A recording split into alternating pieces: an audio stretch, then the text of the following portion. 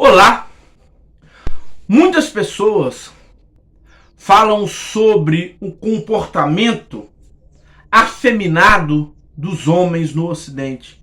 Muitas pessoas têm declarado que não estamos encontrando mais homens como antigamente, que os homens estão tendo um comportamento distante da liderança, distante daquela firmeza necessária para se dirigir, para se orientar uma família. E até mesmo tem acontecido desinteresse de algumas mulheres por causa desse comportamento mais abrandado dos homens. O que é interessante observar é que, do mesmo modo que os homens têm tido um comportamento afeminado, suavizado, muitas mulheres têm tido um comportamento masculinizado. Muitas mulheres têm se apoderado dessa energia masculina, fálica, dentro dos relacionamentos. E eu aponto uma das bases para que isso tenha acontecido no Ocidente, uma das coisas que contribuiu com essas atitudes de feminilização do homem e de masculinização da mulher, é a monogamia. Como eu já falei aqui no canal, o ciúme sexual é uma atitude masculina, é uma atitude fálica. A feminilidade bíblica, a feminilidade aos moldes bíblicos é desprovida de ciúme sexual. O ciúme pode se manifestar de diversas formas, em diversas relações. Eu não estou falando do ciúme de uma maneira geral. Eu não estou falando desse apego, desse desejo de exclusividade que você pode ter em outras relações. Eu não estou falando do apego que você pode ter em uma relação de amigo, de pai e filho, de mãe e filho. Não. Eu estou falando exclusivamente, eu estou focado na ideia do ciúme sexual. A ideia da exclusividade sexual. A ideia do monopólio de um parceiro sexual.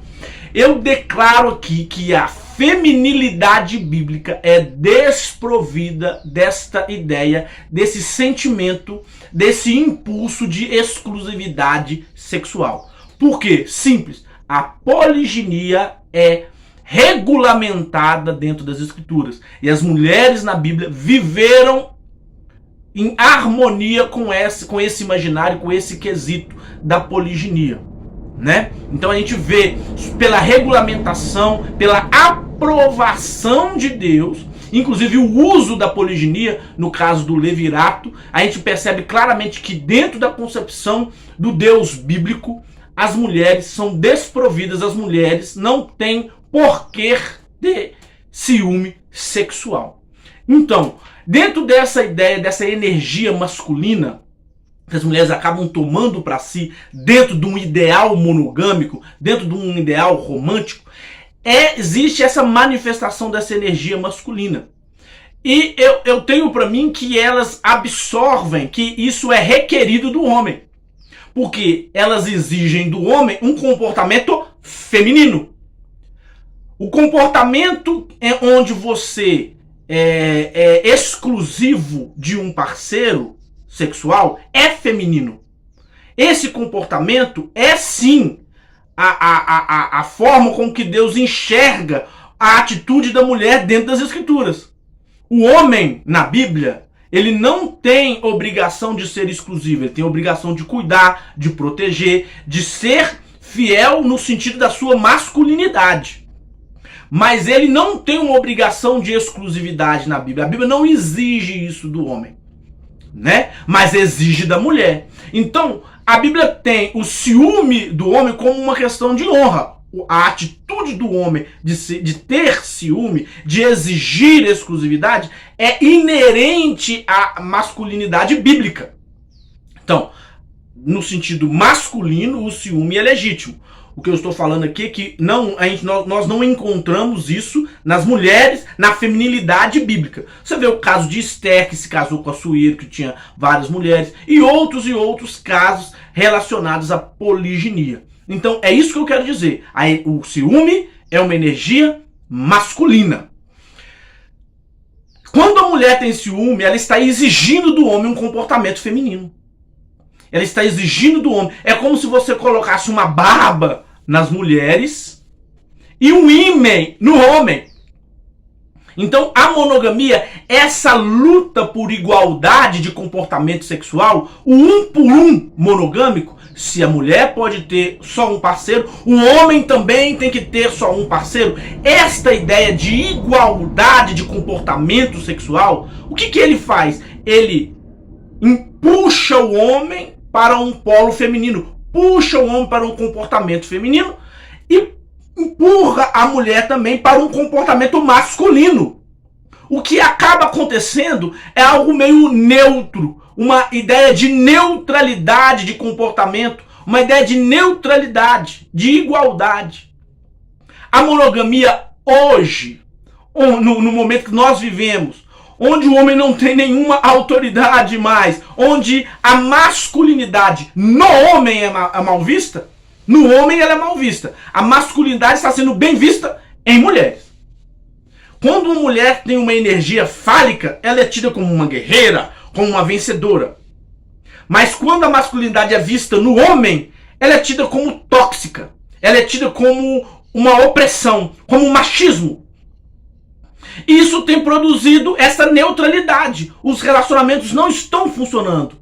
Aquela engenharia que Deus criou, macho e fêmea, aquele movimento que Deus criou com a diferença entre homem e mulher está sendo diminuído. E as coisas estão acontecendo. E o caos está acontecendo. As famílias estão desestruturadas. As famílias estão desequilibradas. Os casamentos estão se rompendo. As mulheres estão adoecidas por causa dessa energia fálica. E os homens também adoecidos por causa dessa energia feminina. A poliginia é um instrumento para voltar as coisas para o lugar. A poliginia serve de símbolo para a heterossexualidade nesse momento. Para que o homem possa vivenciar a sua masculinidade de uma forma plena. E a mulher vivenciar essa feminilidade também de uma forma plena. Por isso a importância de eu falar de poliginia é uma das coisas mais emblemáticas para se falar de diferença à poliginia. Onde o homem pode exercer a sua liderança de maneira mais eficiente, mais clara, mais nítida, e a mulher pode, ao conviver com outra mulher, ou lidar com a poliginia, manifestar a sua feminilidade, a sua suavidade. Entenda bem, o Ocidente tem que parar de enxergar força apenas no masculino. As mulheres têm que enxergar a força que existe na feminilidade. Muitas mulheres defendem as mulheres, mas defendem muito pouco o feminino.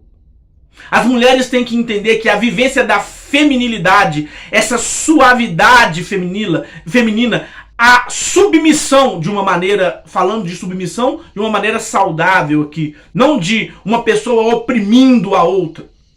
Aceitar a liderança masculina, aceitar a energia feminina, aceitar a convivência entre mulheres é uma manifestação da feminilidade. E as mulheres precisam entender que existe uma grande força nisso, que existe uma grande necessidade social na vivência da feminilidade. O Ocidente, as pessoas precisam parar de achar que só o masculino, só essa vivência da masculinidade é poderosa. As mulheres precisam entender que a feminilidade também é poderosa.